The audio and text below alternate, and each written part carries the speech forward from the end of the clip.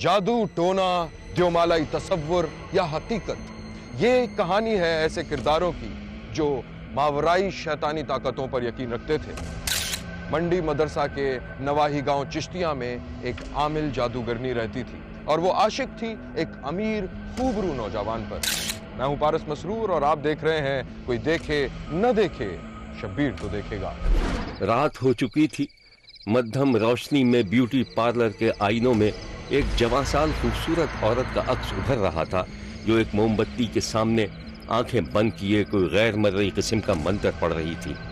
उसकी जबान पर एक नाम था और वो नाम था शहर के सबसे बड़े प्रॉपर्टी डीलर सरफराज का, जो उस औरत से भी 2-4 बरस छोटा ही रहा होगा।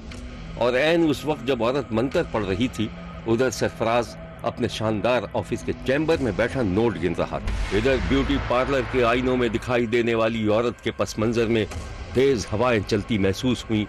मट्टी और धूल उड़ी तो अक्स धुंधलाने लगा। वो औरत जिसका नाम इशरत बानो था, मुसलसल आंखें बंद किए हुए थी और उसके मुंह से कुछ इस किस्म के अल्फाज निकल रहे थे। औरत ने 1, 2, 3 कहकर फूंक मारी और मोमबत्ती बुझा दी। पूरे पार्लर में घुप अंधेरा छा गया और इस अंधेरे में औरत का कहकाहा गूंजने लगा।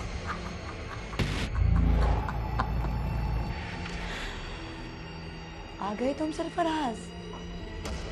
औरत ने जैसे ही जुमला अदा किया, ब्यूटी पार्लर के दरवाजे से औरत तक के रास्ते में तेज रोशनी की एक शुआ नमूदार हुई और सरफराज आगे बढ़ता दिखाई दिया। हो गई पेमेंट। मैंने कहा था ना 4:10। वक्त देखा था तुमने? हाँ, 1 मिनट भी ऊपर नीचे नहीं हुआ। अब ऐसा करो, इन 50 लाख रुपयों को आग लगा दो। आग लगा दो? तुम पागल हो गई हो?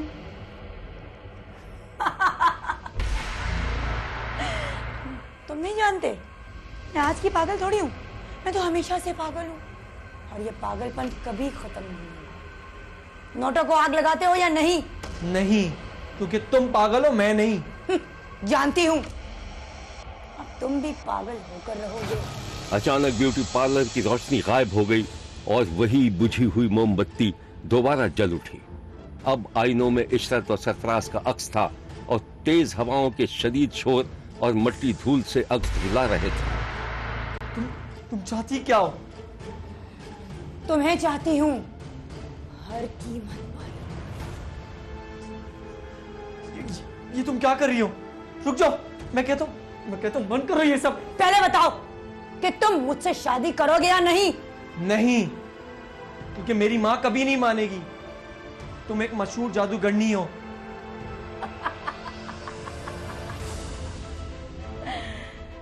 तुम्हारी माँ के मानने या ना मानने की जरूरत ही नहीं पड़ेगी। इसी दौरान एक आईना जोरदार धमाके से टूट गिरा और दूसरे आईनों में मूसलाधार बारिश जैसी कोई चीज दिखाई देने लगी।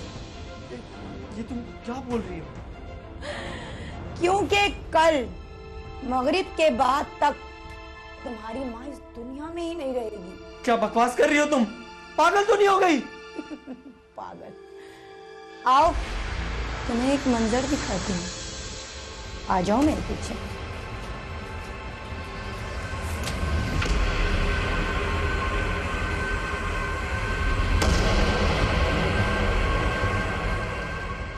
सरफराज खामोशी से उठकर इशरत के पीछे गया। उसने दराज खोलकर एक शीशे का गोला निकाला, उसे स्टैंड पर फिट किया और फिर उसको घुमाने लगी। सरफराज ने गोले में देखा तो मगरिब की अजान हो रही थी और नमाजी मस्जिद की तरफ जा रहे थे। सरफराज भी उनके दरमियान था। एक नमाजी ने उसे टोक दिया। सरफराज भाई, सरफराज भाई। अस्सलाम वालेकुम। वालेकुम सलाम। कहाँ जा रहे हैं आप इतनी जल्दी में? मस्जिद जा रहा हूँ यार। मस्जिद इस वक्त? अभी तो मगरिब में बहुत टाइम है। अम्मा का इंतकाल हो गया, ऐलान करवाने जा रहा हूँ। अम्मा का इंतकाल हो गया? कब? देखो क्या नजर आ रहा है? इशरत का हुक्म, गोले में दिखाई देने वाला मंजर इशरत के हुक्म पर गायब हो चुका था।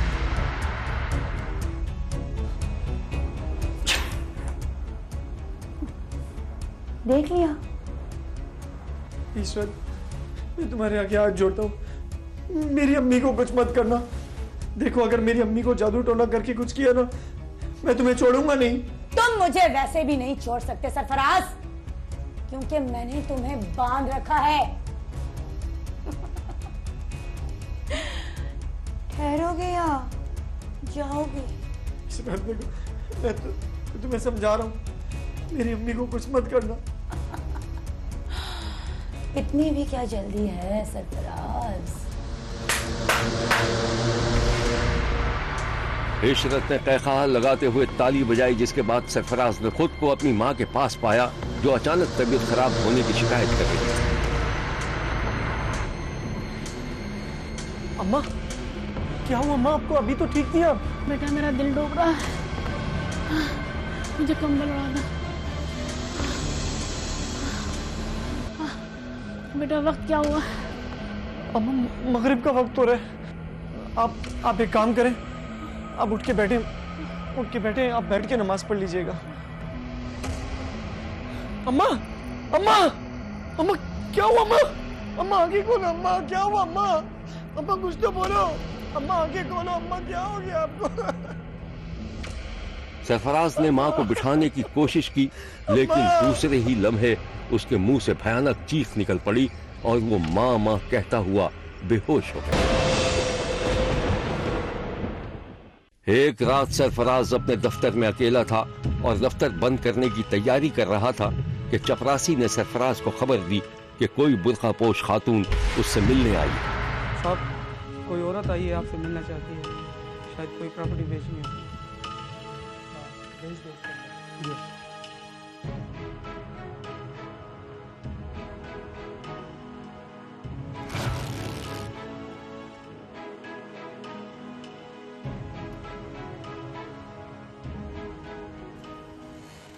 जी फरमाइए, क्या काम है आपका? कोई खास काम तो नहीं है, बस ऐसे ही। ऐसे ही? क्या मतलब है आपका? सरफराज, तुम तो मेरा दिल, मेरा जिगर, मेरी जान थे। 4-5 साल तुमने पलटकर ही नहीं देखा, सोचा खुद ही मिलकर आ जाऊं। इशरत, तुम यहाँ क्या लेने आई हो? कातिल हो तुम, मेरी माँ की डायन। रिलैक्स यार, तुम्हारी माँ की मौत में मेरा कोई हाथ नहीं है। वो तो 1-2 मौकल थे मेरे पास, जिन्होंने मुझे बता दिया था कि तुम्हारी माँ का फला वक्त पे इंतकाल हो जाएगा। बस वही मैंने तुम्हें बता दिया, उनके मरने में मेरा कोई हाथ नहीं। तो अब क्या बताने आई हो कि मैं मर जाऊंगा फजर में? अल्लाह ना करे सरफराज, कैसी बातें कर रहे हो? तुम तो मेरी जिंदगी हो। मैं तो बस ये बताने आई हूँ कि मुझे मेरे गुनाहों का एहसास हो गया। मैंने अल्लाह से भी माफ़ी मांग ली है, तुमसे भी माफ़ी मांगने आई हूँ। जो हुआ सो हुआ। मैं तुमसे बहुत प्यार करती हूँ सरफराज, और ये बताने आई हूँ कि नसरीन से तुम्हारी शादी तो हो जाएगी, लेकिन निभेगी नहीं। तुम्हें कैसे पता मेरी नसरीन से बात चल रही है? 1-2 मौकल हैं जिन्हें मैं धुतकार चुकी हूँ, लेकिन फिर भी कभी ना कभी कुछ बताने आ जाते हैं। मेरी नसरीन से निभे या ना निभे, दफा हो जाओ यहाँ से। अरे डाइन हो तुम, पीछा छोड़ दो मेरा। पीछा छोड़ तो दिया है तुम्हारा पीछा।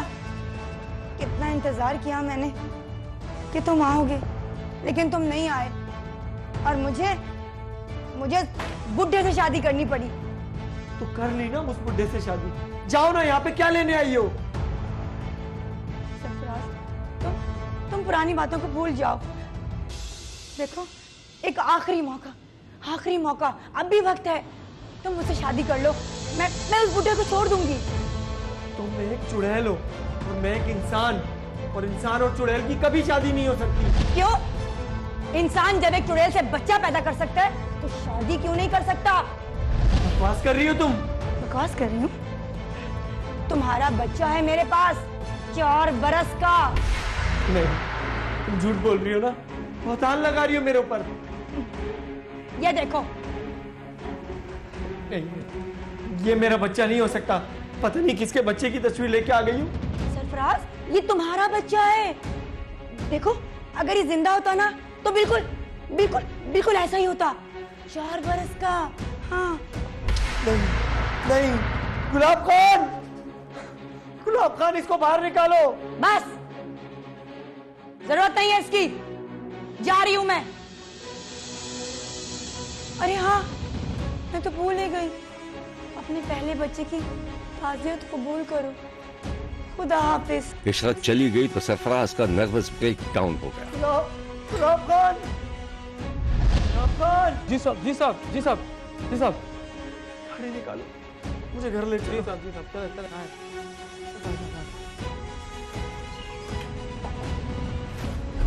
सरफराज और इशरत दूर के रिश्तेदार थे। इशरत सरफराज से उम्र में बड़ी थी और अपने इलाके में अपनी पीरी मुरीदी और जादू टोने के लिए मशहूर थी। लोग उसकी मुबैना करामात और जादू पर यकीन भी रखते थे। इशरत की पेशन गोई पर मुबैना तौर पर सरफराज की मां का बताए हुए वक्त पर इंतकाल हुआ तो सरफराज इशरत से खौफजदा हो गया और उससे हर किस्म का ताल्लुक तोड़कर खामोशी की जिंदगी बसर करने लगा। इशरत को सरफराज तो न मिल सका, लेकिन उसने खुद से 20 बरस बड़े बूढ़े से शादी कर ली, लेकिन सरफराज की तलाश जारी रखी।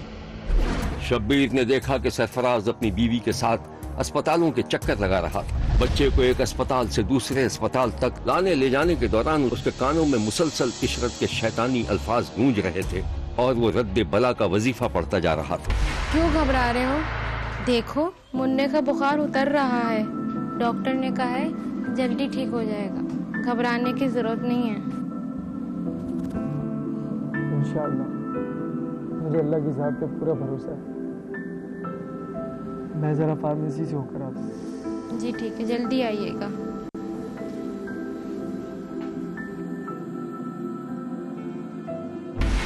सरफराज को गाड़ी तेजी से भगाते हुए फार्मेसी से दवाएं लेते, घर लौटते, कार पार्क करते और घर के अंदर दाखिल होते देखा गया। लेकिन ये एक दिल दहला देने वाला मंजर था। ऐसा लग रहा था कि जैसे तेजी से घूमता हुआ कोई पहिया अचानक रुक गया हो या उसकी रफ्तार इंतहाई मध्यम हो गई हो, जैसे तेज बारिश अचानक रुक गई हो और कतरा कतरा बरस रही हो। शब्बीर ने देखा कि सरफराज के चेहरे पर परेशानी थी। उसकी बीवी हाथ में बच्चे की लाश लिए आगे बढ़ रही थी।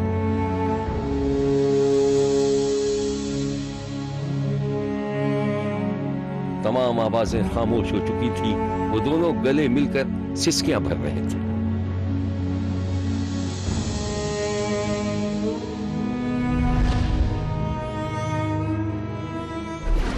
और फिर सरफराज की शादी हो गई और वो एक बच्चे का बाप भी बन गया, लेकिन उसका बच्चा बीमार रहने लगा।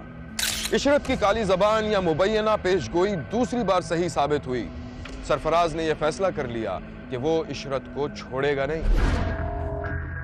सरफराज के चेहरे पर मुस्कुराहट थी और वो फोन पर बात करता हुआ इशरत के दरवाजे तक पहुंच गया था।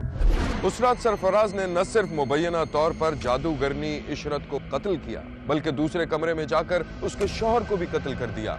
सरफराज ने पुलिस को जो कहानी सुनाई वो कुछ इस तरह से है। काफ़ी सारे हमने एवेन्यूज खोल लिए थे, लेकिन जो बुनियादी बात हुई कि वो जियो फेंसिंग में ही एक नंबर था कि जिसको फिर शॉर्ट लिस्ट किया गया और कई नंबरों पे काम हुआ। दिन रात मैं आपको बताया, जैसे कि दिन रात इस पे काम हुआ, कई नंबर पे काम हुआ, लेकिन एक नंबर पर उसी में से क्लिक हुआ और उससे फिर आगे पर हम मुल्ज़िम तक पहुँच गए। तो अल्हम्दुलिल्लाह मैं कामयाब हुआ हूँ। अल्लाह ताला के फजलो करम से अल्लाह ताला ने मुझे सुरखरू किया है और मैंने डबल मर्डर केस में कातिल को लाहौर से गिरफ्तार करके चालान करवाया। यह है मुल्जिम सरफराज, जिसने खुदा जाने दोहरे कत्ल के जवाज के लिए जो कहानी सुनाई थी उसमें कहां तक सच्चाई है। ताहम शब्बीर का कहना है कि माशरे में इस तरह के बेशुमार किरदार मौजूद हैं जो जादू टोने पर यकीन रखते हैं। इशरत जादूगरनी मशहूर थी, पता नहीं अपने हुस्न और चालाकियों की वजह से या वाकई उसके कब्जे में कोई ऐसी ताकत थी जो उससे शैतानी काम ले रही थी। देखते रहिए, क्योंकि कोई देखे न देखे, शब्बीर तो देखेगा। शकरगढ़ के नवाही गांव में एक मुनासिब पढ़ी लिखी औरत रहती थी। उसके 2 बच्चे थे और शौहर सरकारी इदारे में मामूली मुलाजमत करता था। आमदनी बहुत ही कम थी और लड़ाई झगड़े रोज का मामूल था।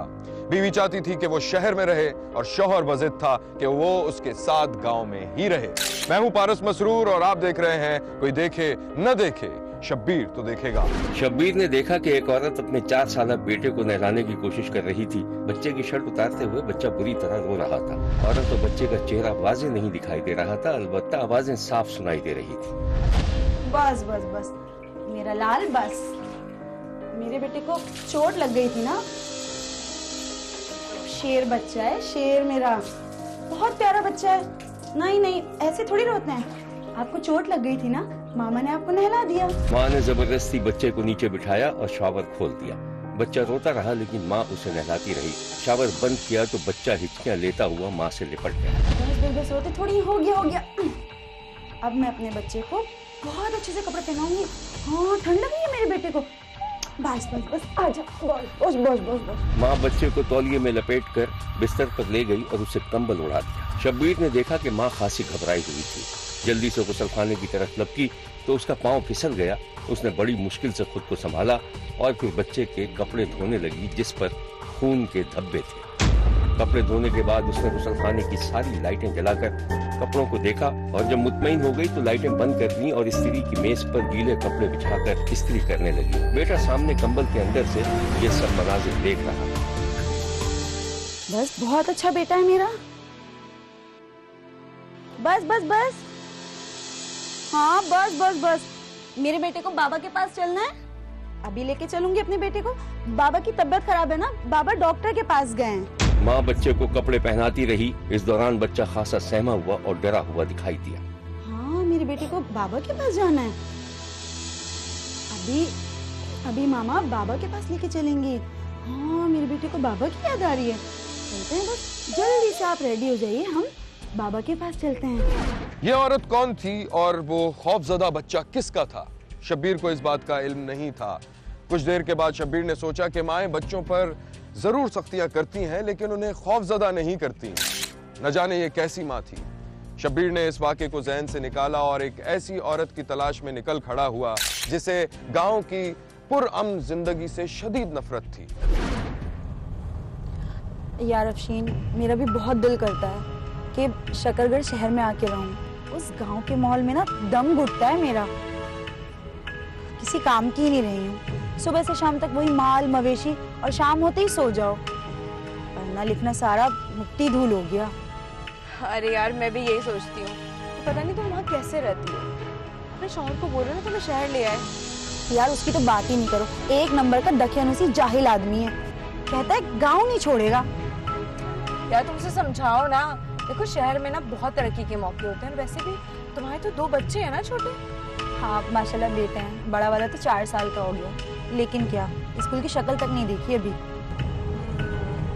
यार एक सेकंड, मुझे लगता है कि टायर पंचर हो गया। एक सेकंड। सहेली ने बगैर इंडिकेटर दिए कार रोकी तो पीछे से आने वाली कार टकराने से बाल बाल बच गई। कार से एक वजी और खुशशक्ल नौजवान निकलकर ड्राइविंग सीट वाली खिड़की के पास आकर खड़ा हो गया।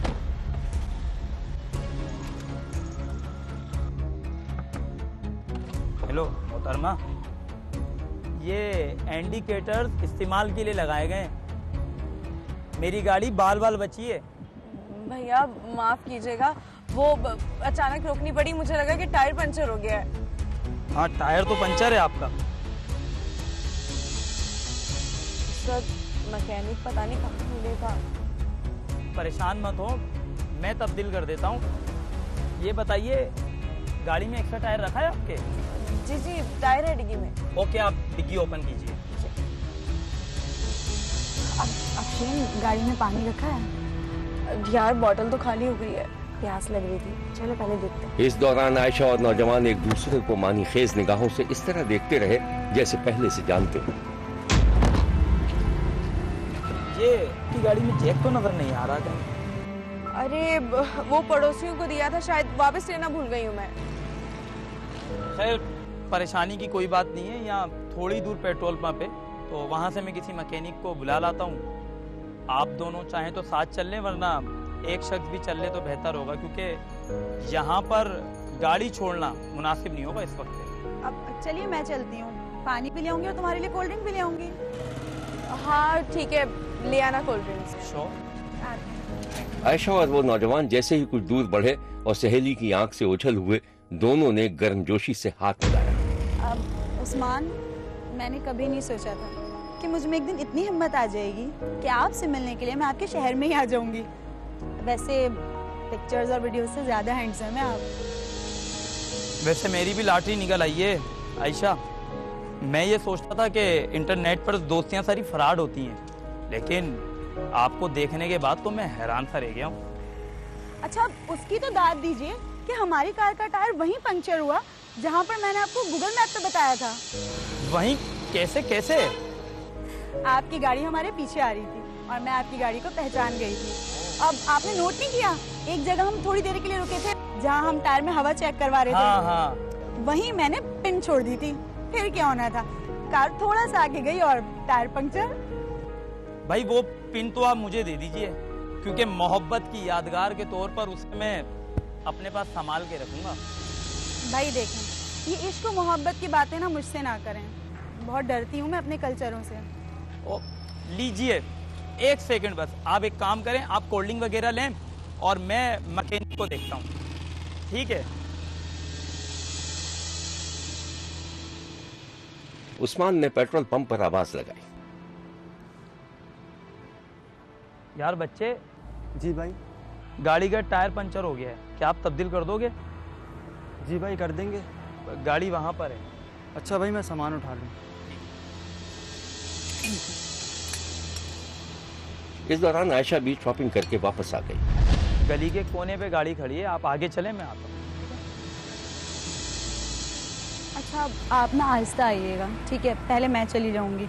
और सुने, मेरी दोस्त को बिल्कुल भी शक ना हो कि हम लोग एक दूसरे को पहले से जानते हैं। लेकिन वो आपसे एक बात कहनी थी, पता नहीं मुझे कहनी भी चाहिए या नहीं।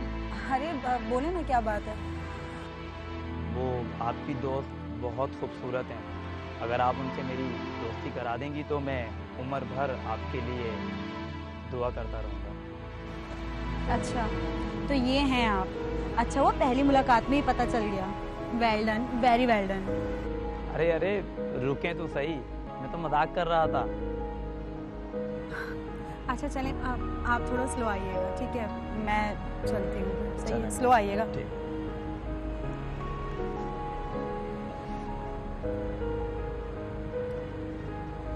उस्मान और आयशा जब कार के नजदीक पहुंचे तो मैकेनिक बच्चा व्हील खोल रहा था। चले जनाब, आप मजे से घर जाइए और मुझे इजाजत। वैसे आप दिल के बहुत अच्छे इंसान हैं। अब इनका भी तुम्हारे बारे में यही ख्याल है। चलें, बहुत शुक्रिया, आप आराम से घर जाएं, ठीक है? लाभ। उस्मान हंसता हुआ अपनी कार में बैठा, कार रिवर्स की और बराबर से हाथ हिलाते गुजर गया। मैडम हो गया। ये लो। मैकेनिक रवाना हो गया।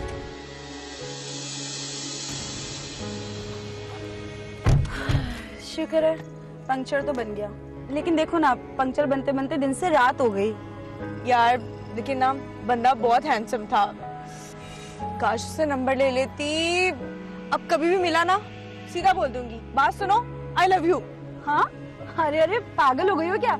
चलो गाड़ी चलाओ। चला रही हूँ। पागल ही हो गई हो तुम तो, एक ही बार में सीधा आई लव यू। कार तेजी से दौड़ रही थी और दोनों के कहकहे।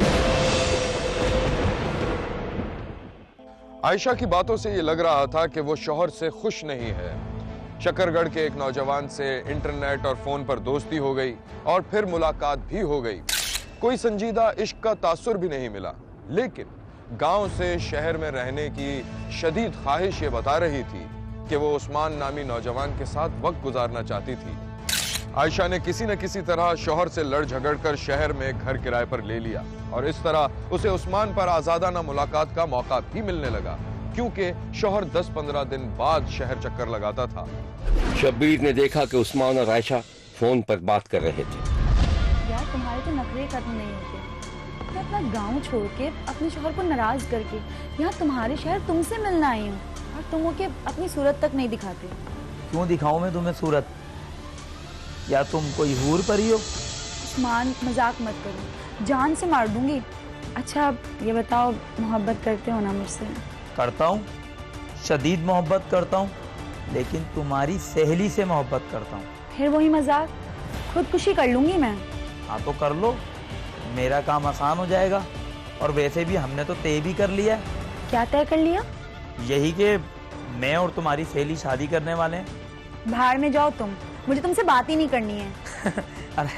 अरे बात तो सुनो मेरी। भाई मैं तो मजाक कर रहा था। खुदा हाफिज।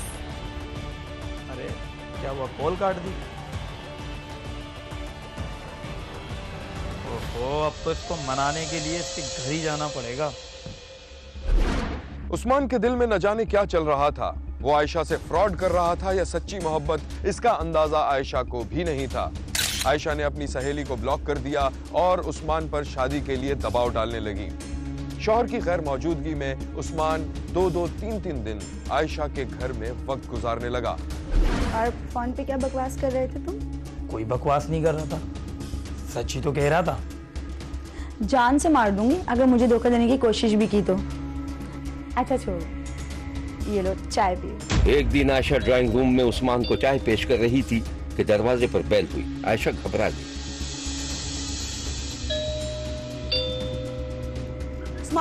उस्मान गजब हो गया। ये स्टाइल तो इरफान का है बेल बजाने का। उठो जल्दी उठो। तुम एक काम करो, तुम कहीं छुप जाओ। तुम यहाँ छुप जाओ। नहीं, पीछे कमरे में जाओ। जल्दी जाओ, पीछे कमरे में छुप जाओ। जाओ जल्दी जाओ। उस्मान चोरों की तरह पीछे वाले कमरे में जाकर एक तरफ दुबक गया। आयशा ने दरवाजा खोल दिया। इतनी देर से बेल बजा रहा हूँ, कहाँ थे तुम? और बच्चे कहाँ हैं? बच्चे तो सो रहे हैं। सो रहे? कहाँ? पीछे वाले कमरे में। नहीं, छत पे सो रहे हैं। इतनी सर्दी में?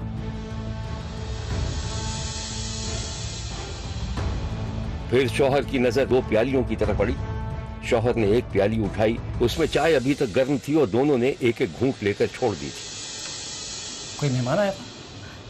नहीं, मैंने वैसे ही 2 प्याली बना ली और दोनों में से एक सिप लेके ऐसे ही छोड़ दिया। कौन आना था? नहीं। कौन है ये? कौन था? कोई नहीं। मैं कह रहा कौन था? ठहरो तुम्हें बताता हूँ अभी। कोई नहीं। इरफान। उधर नीम तारीख कमरे में दुबके हुए उस्मान ने सूरत हाल का अंदाजा लगा लिया और पीछे आंगन की दीवार पर चढ़ गया। आयशा के शौहर ने उसे देख लिया और जैसे ही उसे ललकारा, उस्मान ने गली में छलांग लगा दी। आयशा के शौहर की आवाज मोटरसाइकिल के शोर में दब गई और उस्मान तेजी से मोटरसाइकिल भगा के ले गया। शौहर ने बीवी को रंगे हाथों पकड़ लिया था और फिर बीवी को जबरदस्ती गांव ले जाने लगा तो बीवी ने तबीयत खराब होने का ड्रामा रचा लिया।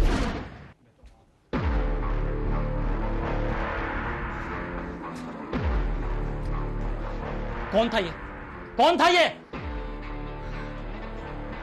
कोई नहीं। इरफान, मेरा दिल बैठा जा रहा है, मुझे हार्ट अटैक हो रहा है। मुझे प्लीज जल्दी हॉस्पिटल लेके चलो। मेरा दिल बाद में लड़ लेना, पहले हॉस्पिटल लेके चलो। इरफान। शौहर घबरा गया। उसने जल्दी से पीछे के कमरे से अपने सोए हुए बच्चों को उठाया और फिर बीवी को मोटरसाइकिल पर बिठाकर अस्पताल की तरफ जाता देखा गया। शब्बीर ने देखा कि अस्पताल के बाहर मोटरसाइकिलें खड़ी थीं और उस्मान खामोशी से आयशा के शौहर की मोटरसाइकिल पंक्चर करके उनके वापस निकलने का इंतजार कर रहा था। कुछ देर बाद शब्बीर ने देखा कि एक सुनसान जगह पर उस्मान ने इरफान की मोटरसाइकिल रोक ली। बच्चे भी साथ थे। आयशा ने डाकू का शोर मचाया। मेरे बीवी बच्चों को कहाँ लेके जा रहे हो? क्या बकवास कर रहे हो तुम? बकवास?